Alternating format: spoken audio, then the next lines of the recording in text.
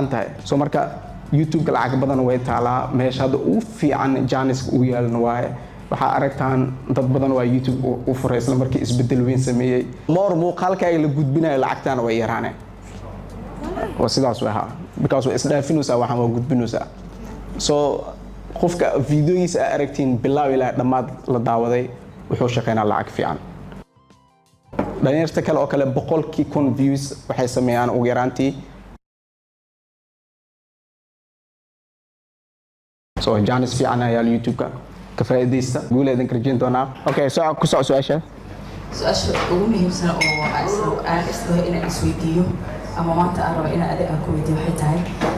hal qof kaligiisa wax ma duubi karaa ma boosti kareyn karaa mise waxa u baahan tahay at least cameraman u baahan tahay waaw su'aal muhiim ay weydiisay qof kaligiisa youtube ma duubi karaa wuu duubi karaa aniga ilaa iyo 500,000 aan ka soo gaaro kaliya duu jiray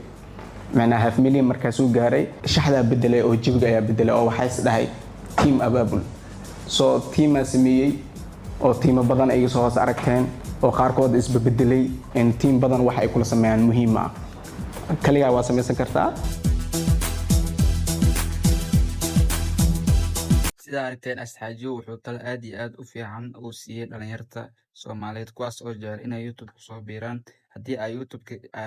rajaynaysa inaad kusoo biirto waa in laba talo oo muhiim ah aad qaadato oo taladaas oo ah in yacni aad joogto in aad samaysi iyo in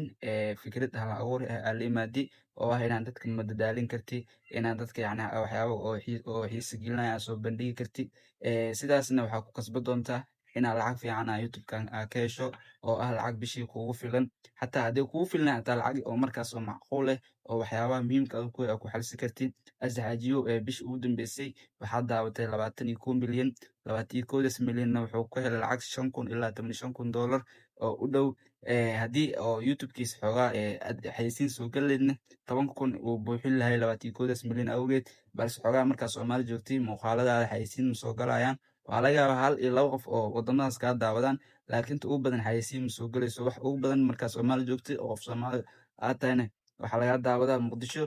Kenya ku soo xig sidoo kale Djibouti Ethiopia laga yaabaa in xayeysiin YouTube markaas Soomaalida uu soo galeen laakiin haddii uu soo gali lahayd asxaajiyo bishii 10,000 dollar uu heli lahay inkastoo hadda taa iska fiican tahay xoogaa lacag 5,000 ilaa 4,000 ilaa 3,000 ilaa 2,000 laga yaabaa inuu helo intaasna waa macquul haddii aad danaynayso inaa yacni waxyaabo oo faa'iido oo ku saabsan oo dhanka youtube-ka sida lacag loogu sameeyo sida adiska loogu xirto sida adres loogu xirto dhammaan cilada hadday kaa qabsadaan haddii aad jeclaanayso inaan kaa caawiyo diyaara kula hoos commenti waa igala soo hadli kartaa muuqaalkan waxaan ka cabsanaya inaan share dhaado oo dad badan soo u gaaro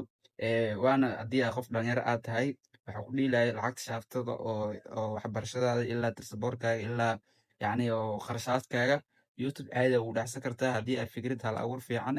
la yimaad adoon dad aflagaadayn dad caanin oo dad buuq u furin adaa muhiimad haddii aad noqoto qof wax laga faa'iidi karo youtube aad qadayn kartaa uma baahnid xataa 2026 inaad xoogaa camera iyo microphone iyo wax aad isku soo yacni aad isku qarash garaysay anaad ii jeedi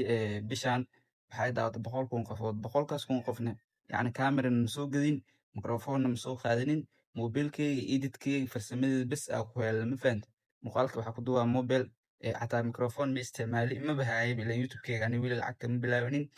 marka haddii yacni ha isku xirin inaa waxyaabo oo waaweyn aa heshi muhiimadda waxaa inaa fikir hal abuur fiican aa la yimaadin sidaasna waa guuleysanaysaa sidaasna waxaa rabto waa ku heli kartaa waxaa ka cabsanaa inaan nagu soo dhawaato ciwaankana subscribe noo saarto aadaan u mahadsantahay